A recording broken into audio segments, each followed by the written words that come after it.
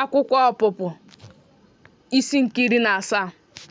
Nzukọ nke ụmụ Izrel wee si n'ọzara Sin bulie ije niile ha n'okwu ọnụ Jehova. Ha wee maa ụlọ ikwu ha na Refidim, ma ọ dịghị mmiri ndị Izrel ga-aṅụ. Ndị Izrel wee so Moses see okwu sị, nye anyị mmiri ka anyị ṅụọ. Moses wee sị ha, gịnị mere unu so m na-ese okwu? Gịnị mere unu na-anwa Jehova?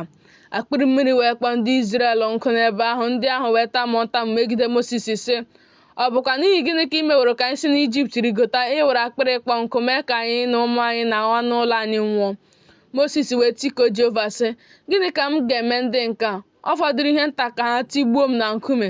Jehova wee sị Moses, gabiga n'ihu ndị m, chịrịkwa ụfọdụ n'ime ndị okenye Izrel ka ha so gị jee. Mkpanaka gị kwa nke iji tie mmiri osimiri Naịl, were ya n'aka gị jee. Lee, m gaje iguzo n'ihu gị n'ebe ahụ n'elu oke nkume n'ime Horeb. Ị ga-eti oke nkume ahụ ihe, mmiri ga-esikwa n'ime ya pụta ka ndị m wee ṅụọ. Moses wee mee otu a n'anya ndị okenye Izrel, wee kpọọ aha ebe ahụ Masa na Meriba, n'ihi ise okwu nke ụmụ Izrel, na n'ihi na ha nwara Jehova sị, ọ nọ n'etiti anyị ma ọ bụ na ọ nọghị. Amalek wee bịa buso Izrel agha n'ime Refidim. Moses wee sị Joshua, họpụtara anyị ndị ikom pụọ buso Amalek agha.